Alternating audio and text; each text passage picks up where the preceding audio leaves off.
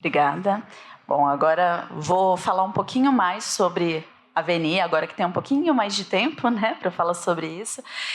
Mas a ideia aqui nessa palestra é discutir um pouquinho sobre as evidências que a gente tem da VNI no paciente cardiopata e trazer para vocês alguns mitos e verdades que, assim, tem coisas que a gente ouve muito, até de colegas fisioterapeutas mesmo, né, e a ideia aqui é trazer embasamento científico para que a gente possa dizer realmente isso prejudica ou não, isso ajuda ou não o nosso paciente, tá?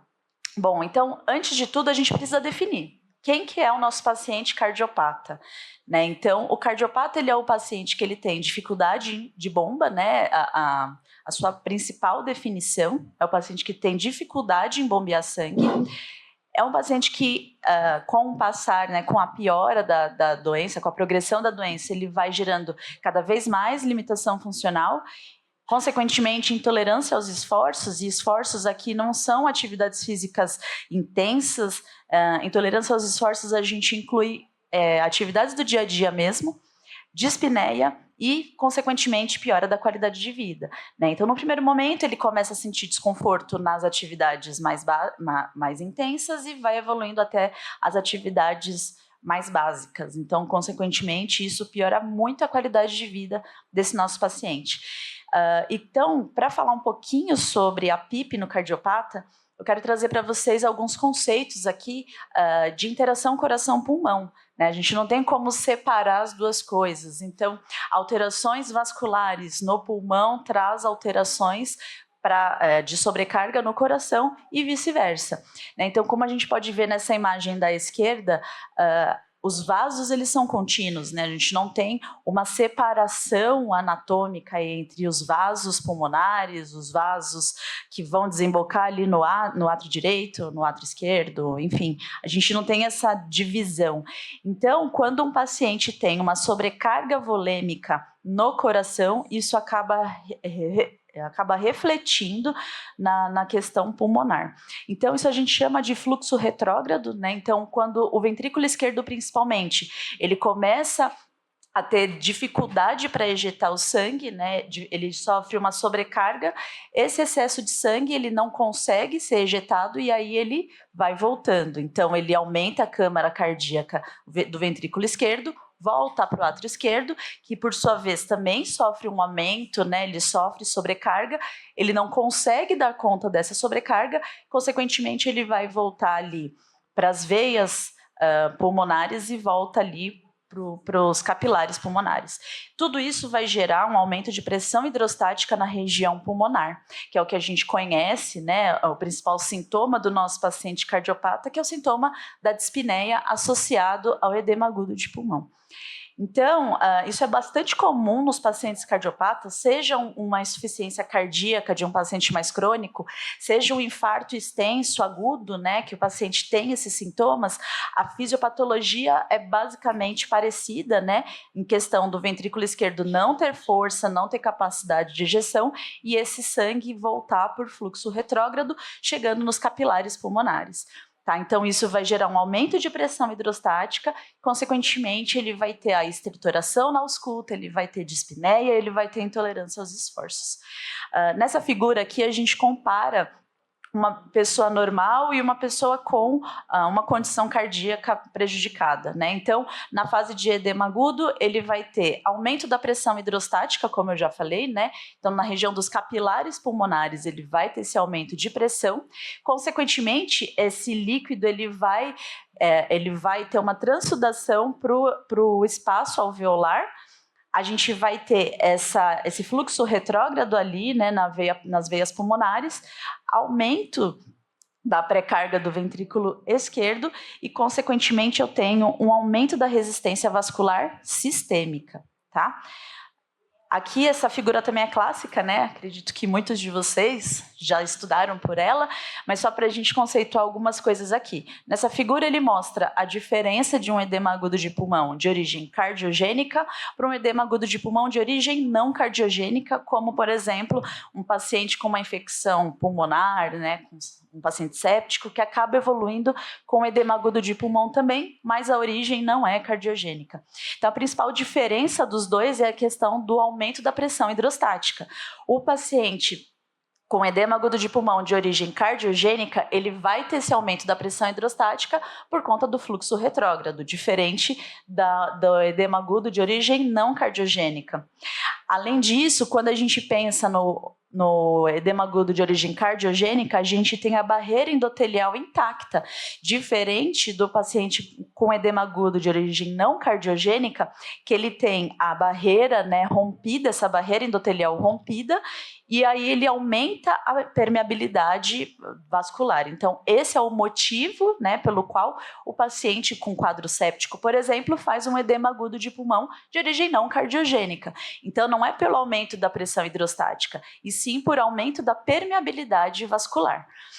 Então, esse fluido que está ali dentro dos alvéolos, ele vai ter uma composição diferente de um para o outro, né? Um vai ser rico em proteína e o outro vai ser pobre em proteína. Então, isso é importante que a gente entenda também quando a gente pensa no tratamento, né? Um paciente que tem um edema agudo de origem cardiogênica, a gente tem que tentar tratar a causa dele, né? E o de origem não cardiogênica também. Então, os tratamentos são diferentes, mas basicamente os dois pacientes eles são muito respondedores à pressão positiva. Então, quando eu falo em PIP, né, a pressão positiva no final da expiração é a manutenção de uma pressão supraatmosférica no final da expiração. O que eu quero dizer com isso? É uma pressão maior do que o que a gente normalmente tem durante a respiração, e o objetivo é expandir alvéolo, diminuir o trabalho respiratório exatamente por esse aumento de pressão. Então, nós temos dois objetivos, né? Tanto o objetivo de suporte como medida terapêutica. Então, quando eu tenho um paciente em desconforto respiratório, por exemplo, eu tenho uma medida terapêutica. No paciente cardiopata, se ele não está numa fase de desconforto, eu posso dizer que é uma medida de suporte, por exemplo, para a realização de um exercício, né? Como a gente já viu aqui em outras palestras, tá? Então, muitos trabalhos ao longo do tempo trouxeram esse conceito de interação cardiopulmonar. Né? Não vou falar de todos eles, mas basicamente todos esses artigos e muitos outros que a gente tem aí na literatura, eles abordam muito esse tema da relação vascular do coração com o pulmão, tá? E da relação que eles têm e como que a gente consegue aí ter algum tipo de alteração entre eles. Então, o primeiro mito ou verdade aqui, né, da nossa apresentação. BiPAP é melhor do que o CPAP para o cardiopata, né? Na verdade, na apresentação anterior, a professora Solange acabou falando um pouquinho sobre isso, né? Mas vocês acham que sim ou não? BiPAP é melhor do que CPAP para o cardiopata? Sim? Não? Talvez? Sim? Então, vou trazer aqui algumas evidências para a gente fechar esse assunto. Então, como todo mundo sabe, nós temos dois modos ventilatórios. Então, o CPAP, ele é um modo que a gente utiliza um único nível de pressão, sendo que o BiPAP, ou bilevel, né? Eles são dois níveis de pressão, então o IPAP e o EPAP. Então isso significa que o paciente que está em CPAP, ele está ventilando com um único nível de pressão, enquanto o paciente que está em BiPAP, ele está ventilando a 2 níveis. Então, eu trouxe aqui para vocês essa revisão da Cochrane que fala exatamente sobre a diferença, né, do BiPAP ou do CPAP para o edema agudo de pulmão de origem cardiogênica. Então, comparando a taxa de mortalidade do CPAP para o BiPAP, vejam aqui embaixo, não há diferença entre os dois em termos de mortalidade. O que isso quer dizer? Eu não trouxe os outros gráficos, né, para comparar a terapia padrão e a pressão positiva. Então, assim, a pressão positiva, de uma forma geral, ela tem um resultado melhor quando comparado à terapia padrão. Porém, quando a gente compara CPAP e BiPAP, não há diferença em termos de mortalidade hospitalar. Quando eu trago a taxa de intubação, né, quando eu penso em taxa, a comparação dos dois, em termos de taxa de intubação, exatamente a mesma coisa. A gente não vê diferença entre as duas terapias. Só que quando a gente compara com a terapia padrão, realmente a pressão positiva ela tem a sua superioridade. Então, nessa revisão foi mostrado que os dois são superiores à terapia padrão, porém, não há diferença entre CPAP e BIPAP. Nessa outra revisão sistemática com meta-análise, a gente trouxe aqui o uso da pressão positiva comparado, né, com a terapia padrão, que é o controle, e aqui nessa revisão, é uma coisa que todo mundo já esperava, mas assim, a gente tem esse dado para mostrar que a terapia com pressão positiva, ela tem um efeito mais benéfico do que aqueles pacientes que não fizeram terapia com pressão positiva, tá? Isso para pacientes com insuficiência cardíaca. Então, na realidade, assim, não trouxe nenhuma resposta de sim nem não.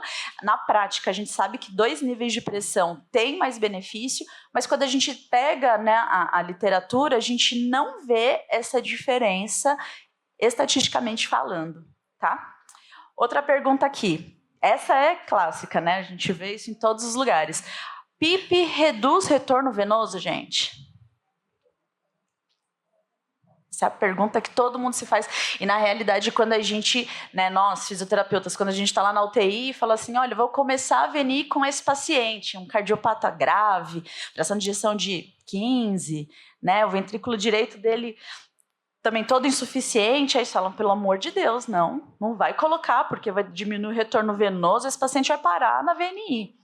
Então, a gente vai ver se isso realmente é uma verdade ou não, né? Então, a pressão positiva, ela altera processos, né, que vão afetar pré-carga, pós-carga e contratilidade, por meio de alteração de volumes que vão alterar a resistência vascular pulmonar e a tensão na parede do ventrículo direito. Então, essa afirmação já mostra para mim, bom, se ele vai alterar resistência vascular pulmonar e tensão na parede do VD, então não vou colocar se meu paciente é cardiopata. Na verdade, isso depende muito mais da volemia do que necessariamente da condição cardíaca desse paciente, tá? Então, a gente consegue ver em alguns artigos, né? Esse, por exemplo, fala um pouco sobre os efeitos hemodinâmicos agudos da ventilação com pressão positiva em pacientes com insuficiência cardíaca.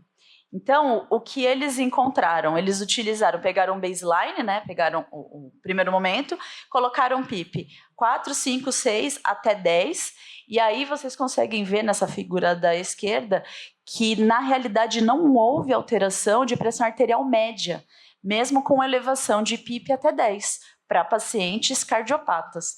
E nessa segunda figura, a gente vê em termos de arritmia, porque muita gente fala, né?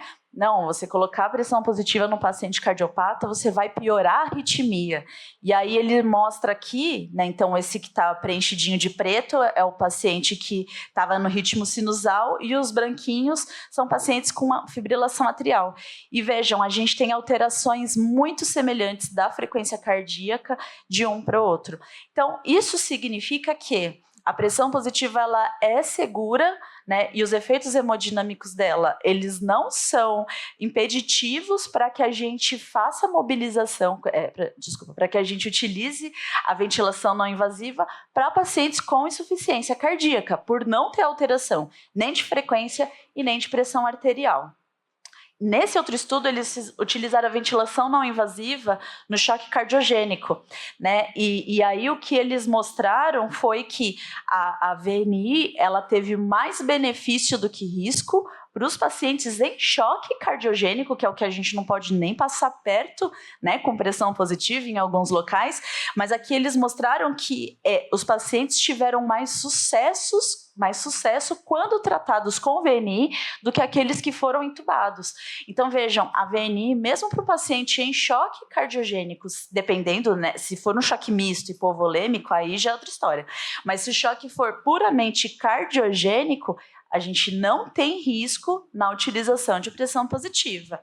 E esse último artigo, para encerrar este assunto, né, a influência sobre... Aqui nesse trabalho eles fizeram um eco com pacientes recebendo pressão positiva, né? Então, nessa figura de cima, vocês conseguem ver ali a veia cava, né?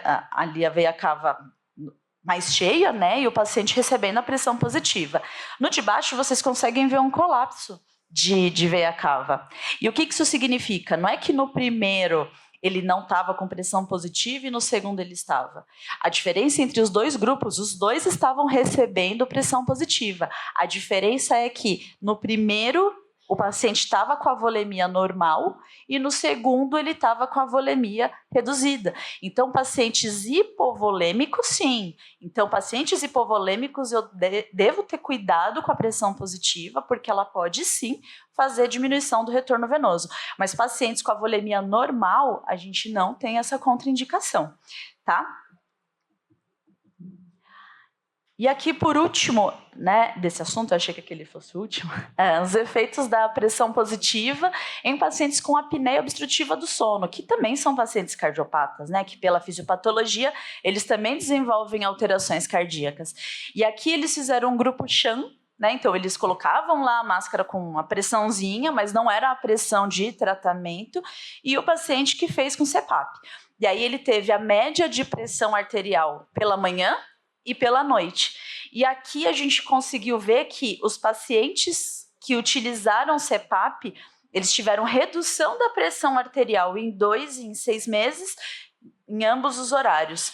E aí, né, quem olha esse dado assim fala, bom, então realmente a pressão positiva diminui pressão, só que se a gente for pensar, esse paciente com apneia do sono que não utiliza a pressão positiva, ele vai se manter hipertenso, e a partir do momento que eu coloco pressão positiva, eu normalizo os níveis de pressão arterial. Então, neste caso, a redução, ela é uma redução benéfica, tá?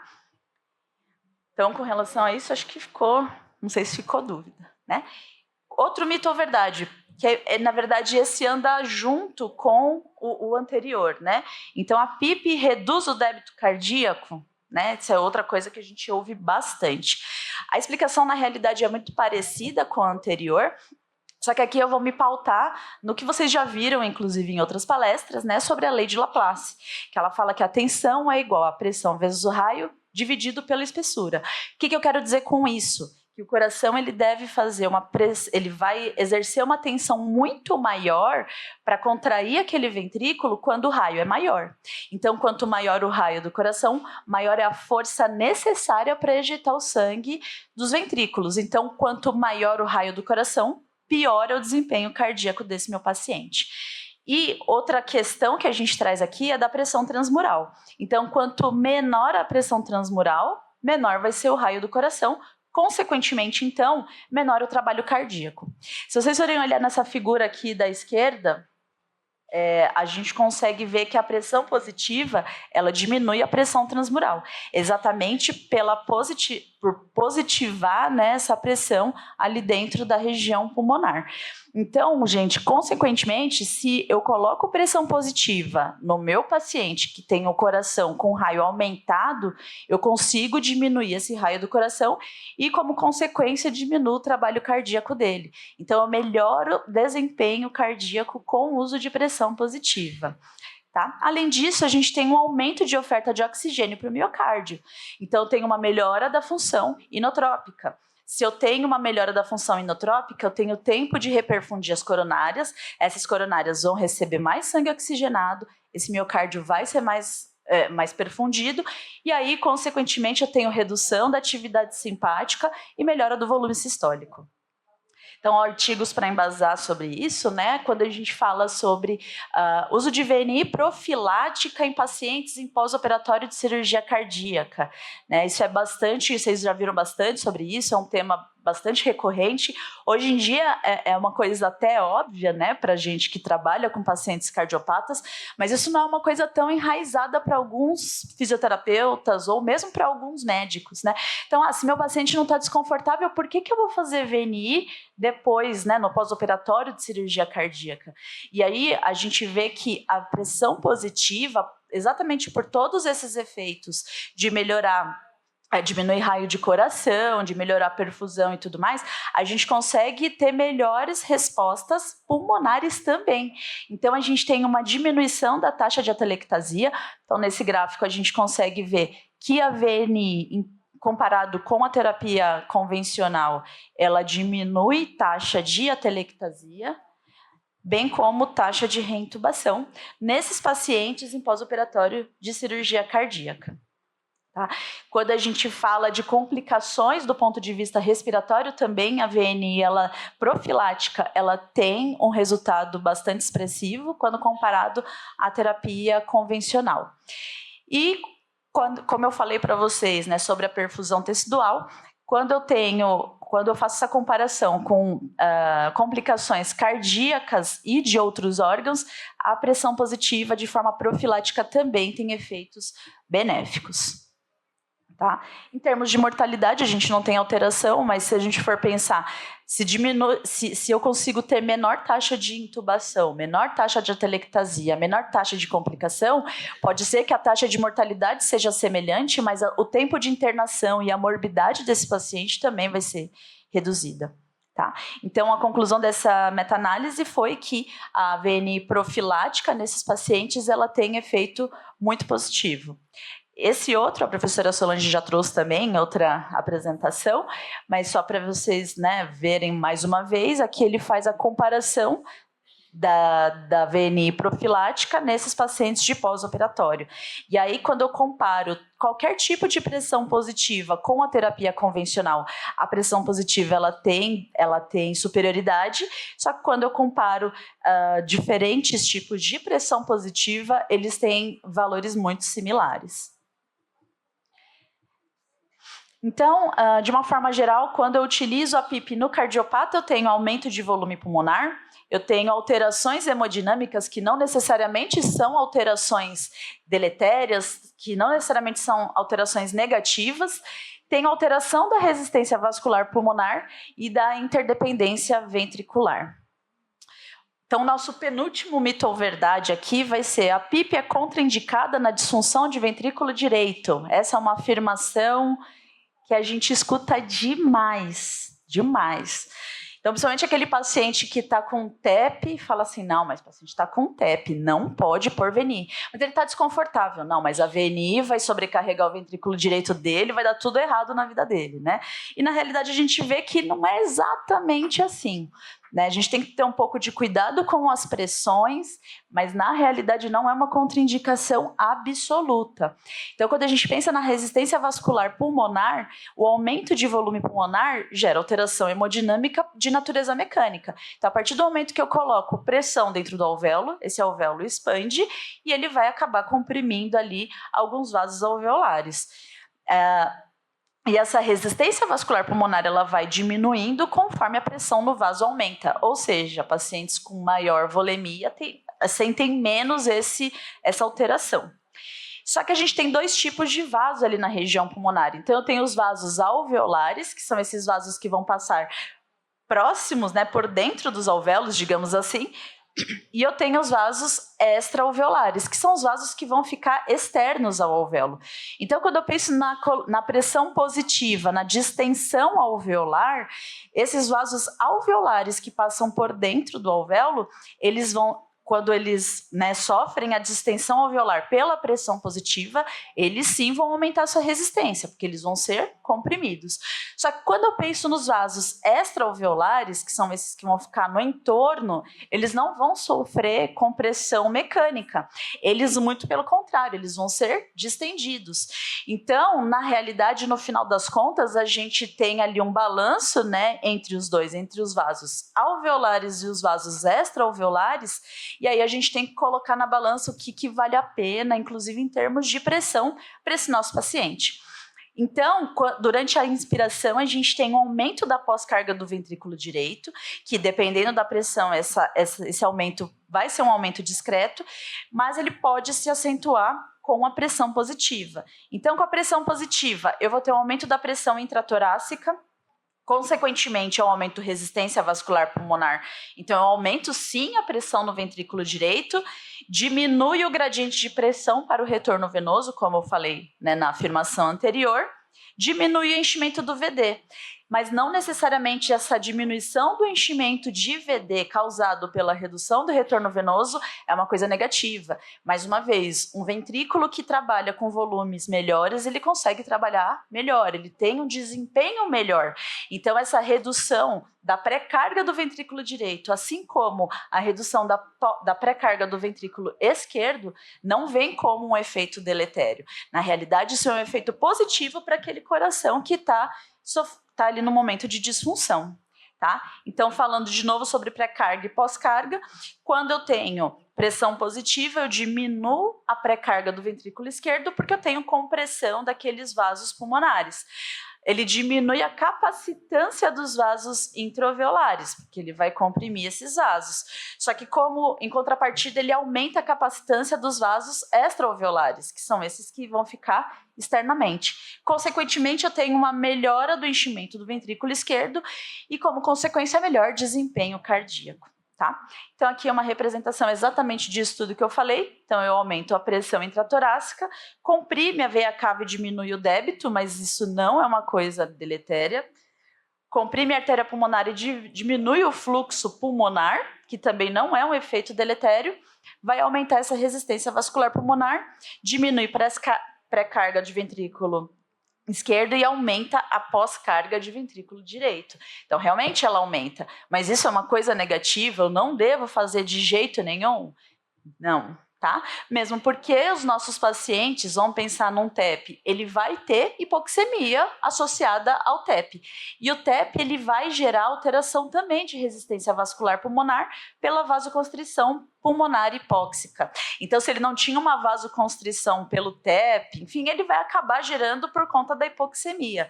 Então, neste caso, com a aplicação da pressão positiva, eu tenho reversão da hipoxemia, reduzo essa vasoconstrição pulmonar hipóxica, e aí eu tenho um efeito contrário do que todo mundo pensa. Eu vou ter uma redução dessa resistência vascular pulmonar.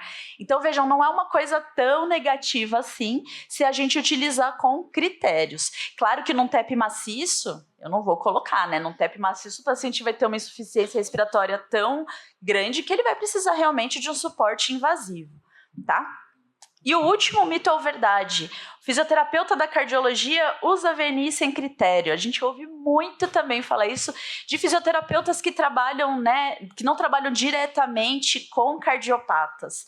Então, a gente não usa VNI à toa. A gente gosta muito de VNI, mas a gente não utiliza sem critério. Então, quando eu penso na reabilitação cardiopulmonar, a gente sabe que é um importante recurso para melhorar a capacidade funcional, por melhora do VO2 pico, atenuar os sintomas da doença, aumenta tônus parasimpático, reduz simpático, tudo que a gente já discutiu hoje. E aí, quando eu falo em reabilitação cardiopulmonar, isso vai incluir atividade aeróbia e fortalecimento muscular. Só que a gente sabe que o nosso paciente cardiopata, ele não tem essa mesma capacidade que os outros, né? Então, quando eu comparo aqui as alterações hemodinâmicas dos indivíduos normais para os indivíduos com insuficiência cardíaca, eles têm várias alterações relacionadas a fluxo, resistência vascular, tanto pulmonar quanto periférica, débito cardíaco, que isso acaba atrapalhando, né, na execução dos exercícios. Então, o exercício ele aumenta o VO2, aumenta a oferta de oxigênio para o miocárdio, e aí esse paciente vai ter um melhor desempenho na atividade física. Então, por isso que quando a gente pesquisa, né, sobre o uso da ventilação não invasiva em cardiopata, a gente encontra muitas coisas relacionadas com tolerância aos esforços. Então, esse artigo, inclusive, temos colegas aqui, né, que fizeram parte desse estudo, e que aqui foram pacientes com DPOC e ICC e que utilizaram a VNI depois de um exercício de alta intensidade. E aí os resultados foram resultados muito positivos para os pacientes que utilizaram a pressão positiva, né, pós o exercício. Então, quando comparado aí esses pacientes, a gente viu que os pacientes pós-VNI, eles têm resultados muito mais expressivos do que aqueles pacientes que não tiveram. E vamos pensar, são pacientes com dois grupos de risco aí, né? O DPOC e o ICC, que são pacientes que têm uma tolerância aos esforços muito ruim. E aqui o resultado foi que a VNI né? A pressão positiva aplicada durante exercício de alta intensidade pode modular agudamente função endotelial e melhorar a tolerância aos esforços nesse paciente com DPOC e ICC. Né? Então, isso é um resultado muito significante, muito expressivo quando a gente pensa na PIP, né, no paciente cardiopata. Eu já ultrapassei o tempo de novo, né? Mas só para retomar, então, essas questões de interação cardiopulmonar, para não ficar dúvida nenhuma em relação a esses mitos e verdades. Então, quando eu penso na pressão positiva no ventrículo direito, eu aplico pressão positiva nesse paciente, né? O que vai acontecer no ventrículo direito? Eu tenho um aumento da pressão intratorácica que vai ser associado com uma redução do retorno venoso ao VD, por compressão de veia cava, tudo que a gente já viu. Ele diminui o enchimento do átrio direito, diminui o volume sistólico e diminui o débito cardíaco. Isso não necessariamente é uma coisa negativa, como eu já falei. Ele aumenta a pós-carga desse ventrículo direito por aumento da resistência vascular pulmonar. Porém, pacientes que têm hipoxemia, eles vão fazer vasoconstrição pulmonar hipóxica. Então, quando eu submeto ele à ventilação mecânica, seja invasiva, seja não invasiva, eu tenho melhora da oxigenação, diminui a resistência dos vasos extra-alveolares. Então, a pressão positiva ela não é 100% deletéria para o ventrículo direito, muito pelo contrário. Se bem administrada, a gente tem efeitos positivos. E, por fim, quando a gente coloca a pressão positiva, os efeitos dela no ventrículo esquerdo, eu tenho redução da pré-carga do ventrículo esquerdo pela redução do fluxo, a redução do fluxo dos vasos pulmonares. Eu tenho um aumento do volume diastólico final do ventrículo direito por deslocamento de septo, né? Então, a interdependência ventricular entre o direito e o esquerdo vai deslocar o septo aí, e eu aumento o volume diastólico final. Na fase inspiratória, eu tenho um aumento da pressão intratorácica, reduzo a pós-carga e aumento o débito cardíaco, coisa que a gente vê que é, na verdade, o contrário. Todo mundo fala, não, a VNI piora o débito cardíaco. Na realidade, ela aumenta, então ela melhora o débito cardíaco. E na fase expiratória, os efeitos são o contrário. Né? Então, reduz pressão intratorácica, aumenta a pós-carga e reduz o débito cardíaco. Queria agradecer todo mundo, né? Desculpa mais uma vez pelo avançar do horário, mas tinha muita coisa para falar nessa aula de hoje.